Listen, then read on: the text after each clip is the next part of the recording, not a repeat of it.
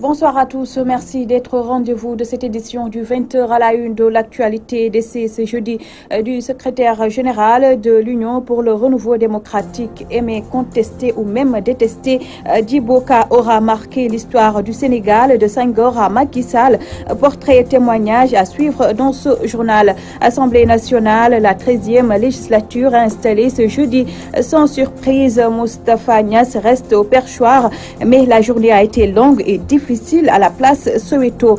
1997-2017, 20 ans après la disparition de Mame Abdoul Aziz Sy Dabakh, le Sénégal lui a rendu hommage ce 14 septembre. Le symptôme est plus que jamais actuel. Et puis en sport, Afro-basket masculin 2017. Le Sénégal joue l'Angola en quart de finale. Présentement également au menu la page internationale et la revue de la presse africaine.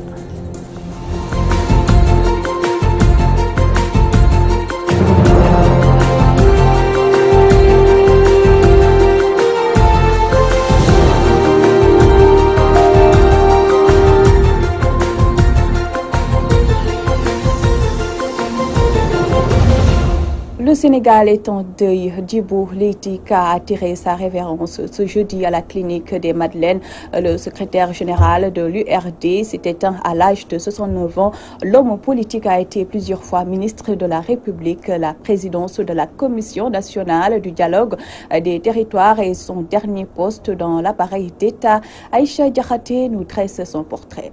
Djibo Leyti Ka a été plusieurs fois ministre. Né à Linguère dans la région de Louga, le 21 février 1948, cet homme politique a fait ses études à la faculté de droit et de sciences économiques de l'université de Dakar, puis à l'école nationale d'administration de Dakar. En 1977, il remplace Moustapha Niasse dans le cabinet du président Léopold Sédar Senghor. Il sera ainsi le dernier directeur du cabinet de Senghor. Après l'accession d'Abdou Diouf à la présidence de la République en 1981, il est ministre sans interruption jusqu'en 1996 et occupe successivement les fonctions suivantes. De 1981 à 1988, ministre de l'Information et des Télécommunications dans le gouvernement de Habib Thiam en remplacement de son oncle Daouda Sow. En 1983, il garde son poste dans le gouvernement de Moustapha Niasse. De 1988 à 1990, il devient ministre du Plan et de la Coopération. En 1990, Djibo migre vers le ministère de l'Éducation nationale, fonction qu'il occupera que pendant une année. Puisqu'il est nommé ministre des Affaires étrangères, Djibo Leyti Ka restera patron de la diplomatie sénégalaise jusqu'en 1993, l'année à laquelle il devient ministre de l'Intérieur. On le considérait alors comme un successeur potentiel du président Abdou Diouf. C'est sur ces entrefaites qu'il fut limogé du gouvernement en 1995. Avec 10 autres camarades, il crée le courant du renouveau démocratique au sein de leur parti. Injustement traité par la nouvelle direction du parti, il entre en rébellion ouverte. Il démissionne alors du parti et porté par la coalition des partis Union pour le socialisme et la démocratie USD de Daouda Sarr, Mahmoud Saleh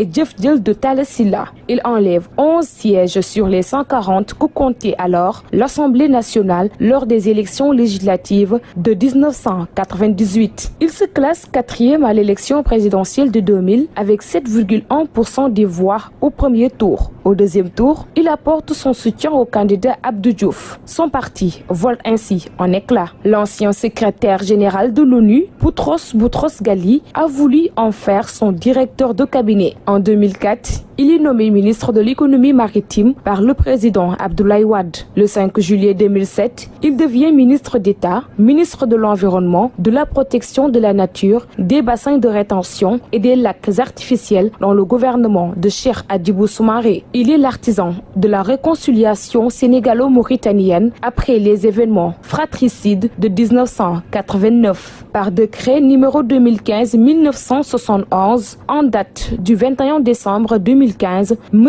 Djibo Leyti Ka est nommé président de la Commission nationale du dialogue des territoires. Cet organe a également pour mission de faciliter la constitution des groupements territoriaux entre collectivités locales afin d'améliorer la concertation entre les différents acteurs territoriaux. Et ce sera sa dernière fonction dans l'appareil d'État. Djibo Leyti Ka a tiré sa révérence ce jeudi à la clinique des Madeleines. Aïcha Diakhaté, le PDG du groupe Walfadjri, attristé par cette nouvelle pour Sidi Lamine Niasse. Le Sénégal a perdu un homme d'État qui a beaucoup œuvré dans les domaines économiques et sociaux du pays.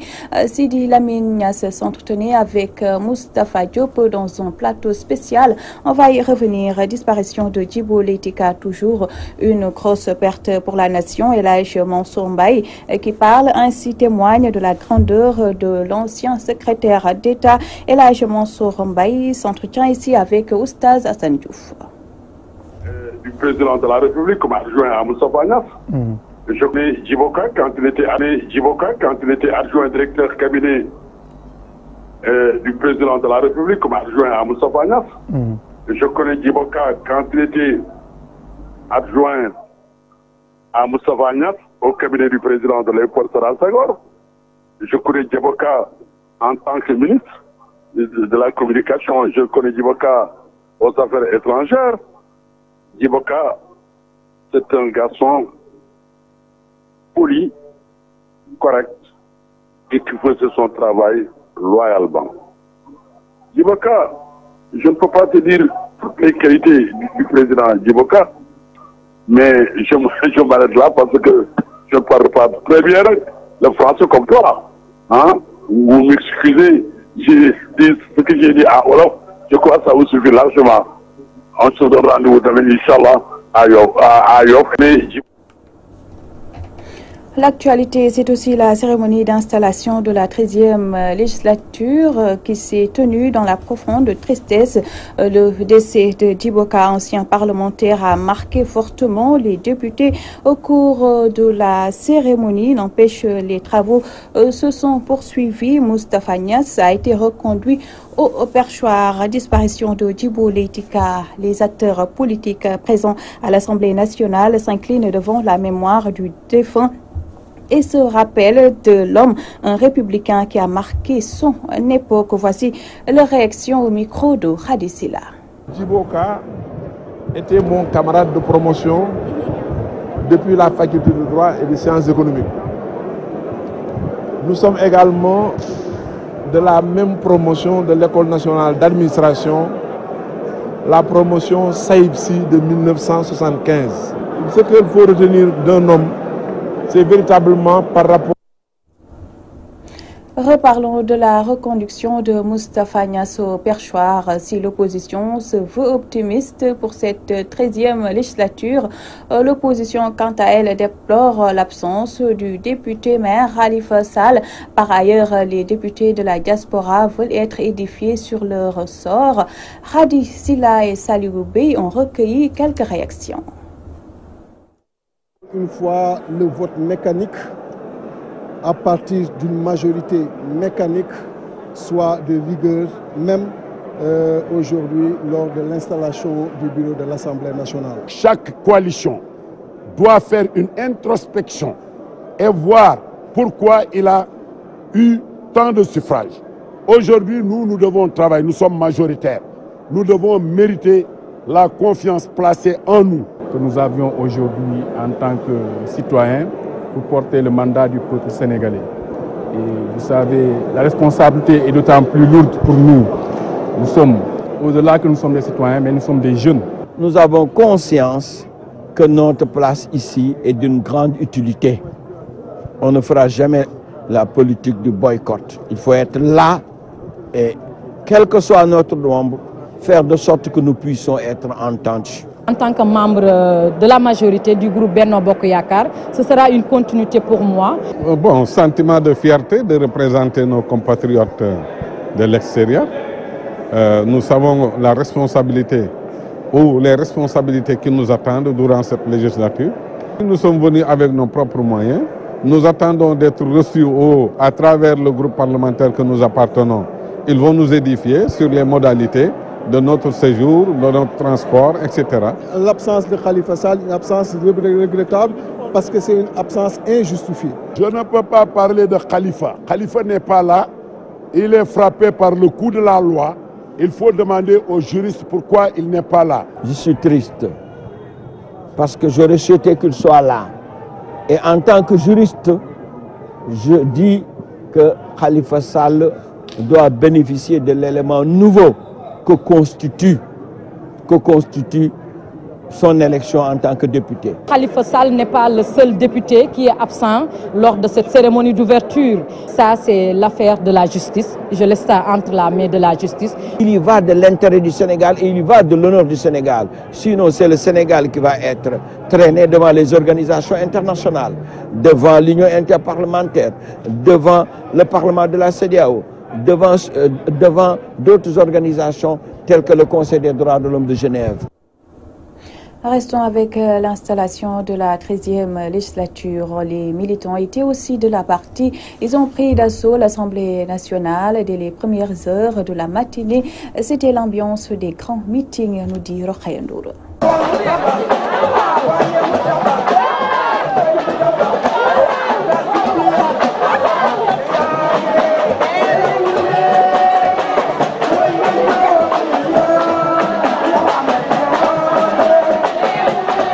On se croirait dans un meeting militant de l'opposition et ceux du camp présidentiel n'ont rien raté de l'installation de la 13e législature.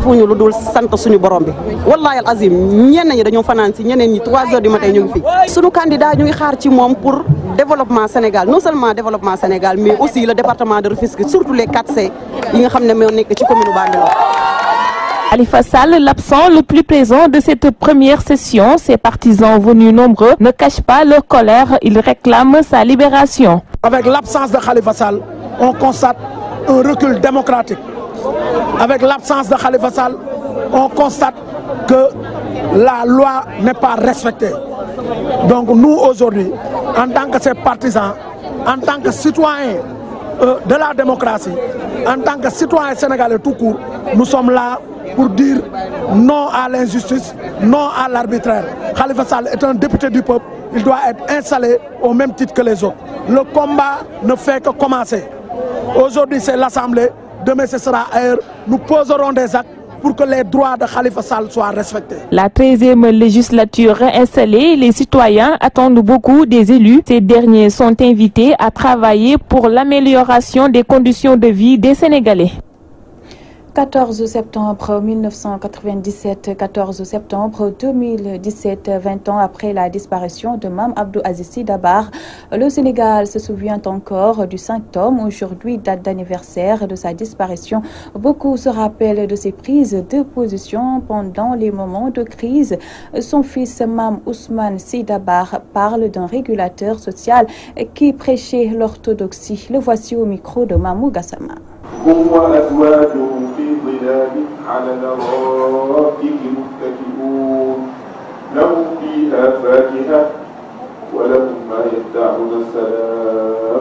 Le 14 septembre 1997,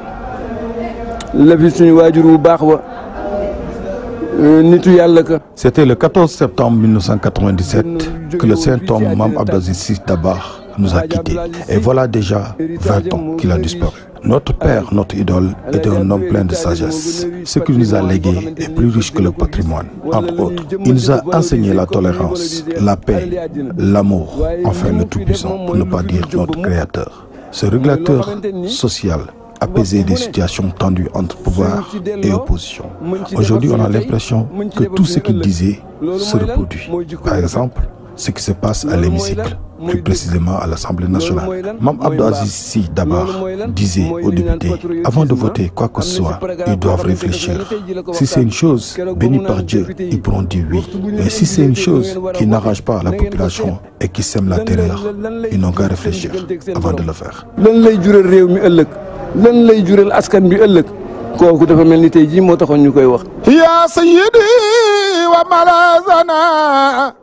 من كان قاتم عصره والباري الإملاء وأنت وليد مالك شيخنا ذاك الذي هو عمدة الأخيار.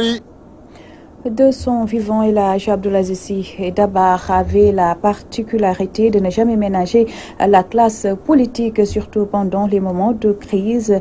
20 ans après son rappel à Dieu, le Sénégal se souvient encore du côté de l'opposition comme du pouvoir. Les acteurs politiques sont convaincus que les enseignements de Mame Abdoul Aziz Sy sont toujours d'actualité. C'est un reportage de Khady Silla.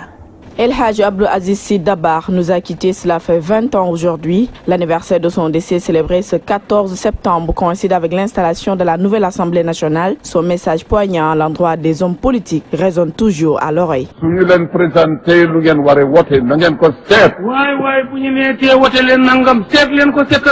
Pour Doudou Wade du Parti démocratique sénégalais, les enseignements de Mame Abdoul Aziz Sy sont toujours d'actualité. Il invite d'ailleurs les acteurs politiques à mieux s'imprégner de ces sages paroles. Cheikh Abdoul Aziz, dans ses 313 recommandations, n'a pas parlé seulement aux hommes politiques.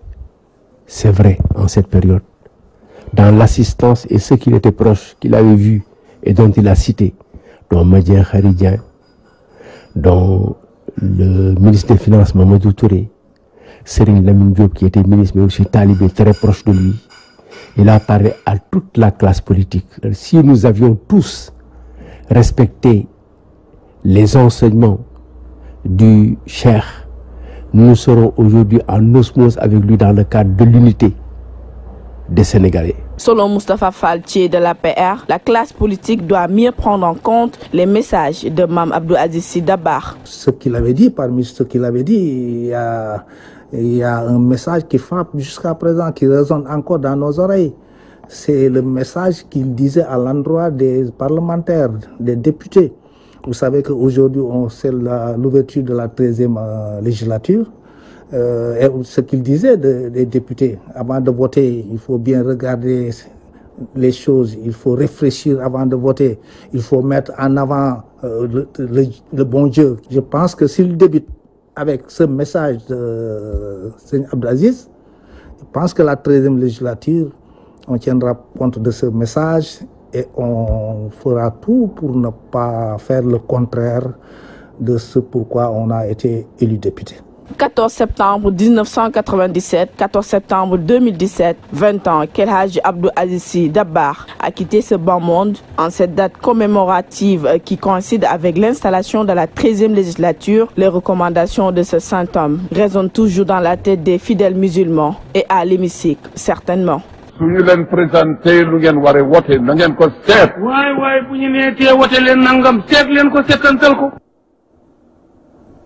Khady Silla, les jeunes Sénégalais parlent du défunt Khalif de Tivaouane comme s'il était leur contemporain. Justement, qu'est-ce que ces jeunes gens gardent de Dabakh? Réponse dans ce Vox Pop réalisé par Mamou Gassama. Je m'appelle Ami Sama, j'ai 23 ans. Il était quelqu'un de bien, quelqu'un qui a lutté pas mal de choses ici au Sénégal, mais pas ici au Sénégal seulement, mais dans tout le monde entier, parce qu'il est quelqu'un d'exemplaire d'âme. Il est humble, machallah. Moi, je m'appelle Juliette Natacha Diédhiou, j'ai 19 ans. Moi, je suis chrétienne, je cohabite avec des musulmans et j'ai eu à entendre les bienfaits de cet homme-là. J'ai eu à entendre que c'était un homme tellement génial qu'il parvenait à apaiser la politique entre le parti au pouvoir et l'opposition. Il était humble, sympa, il m'a beaucoup marqué. Tamsir Sarr laa tudd, maa ngi am 25 ans. Je me nomme Tamsir Sarr, j'ai 25 ans quand Mame Dabakh s'est éteint. Il s'est trouvé que j'avais 5 ans. N'empêche, ce grand homme reste gravé dans ma mémoire. El Hadj Abdoul Aziz Sy Dabakh était un homme sain, un régulateur social. À chaque fois qu'il y avait des tensions entre l'opposition et le pouvoir, il intervenait et apaisait la situation. Mame Abdoul Aziz Sy Dabakh est un grand modèle. Waaw, et bu politique bi amee problème fii ci Sénégal, Je me nomme Astou Thiorombaye, j'ai 19 ans. Le premier jour où je l'ai regardé à la télévision avec ces extraits en train de sensibiliser la manière dont les politiciens vont tenir la société dans l'avenir et tout ça. Et ces paroles m'ont beaucoup marqué parce que j'ai vu que à partir de ce jour, il y a beaucoup d'événements qui se sont passés et qui ont été prononcés dans ce discours. Je vois que toute personne qui suit les pas de Mame Abdou n'aura pas de problème dans son parcours. Le Sénégal qui se souvient encore de Mame Abdou Aziz Sy 20 ans après son rappel à Dieu. On en vient maintenant à l'actualité internationale, une synthèse de Fatou Bintou Diouf.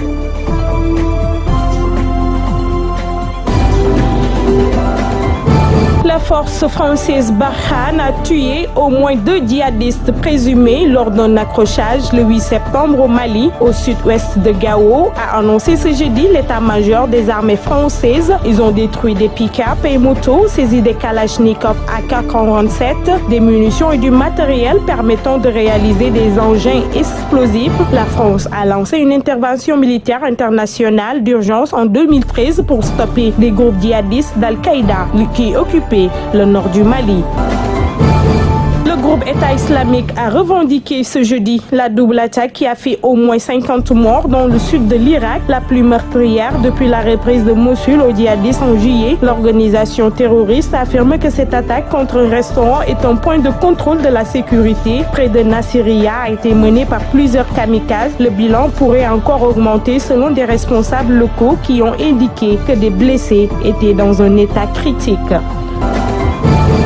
Opération intimidation. La Russie a lancé aux portes de l'Union européenne ce jeudi de vastes manœuvres militaires conjointes avec le Bélarus. Dans un communiqué, le ministre de la Défense russe a souligné qu'elle présentait un caractère purement défensif dirigé envers aucun pays en particulier. L'armée russe organise tous les ans à cette période des exercices d'ampleur dans une région différente de Russie. Cette année, elles ont lieu au Bélarus, pays allié dans l'enclave russe de Kaliningrad et dans plusieurs région du nord-ouest de la Russie, a déclaré dimanche le ministre britannique de la Défense Michael Fallon, s'inquiétant d'une Russie de plus en plus agressive.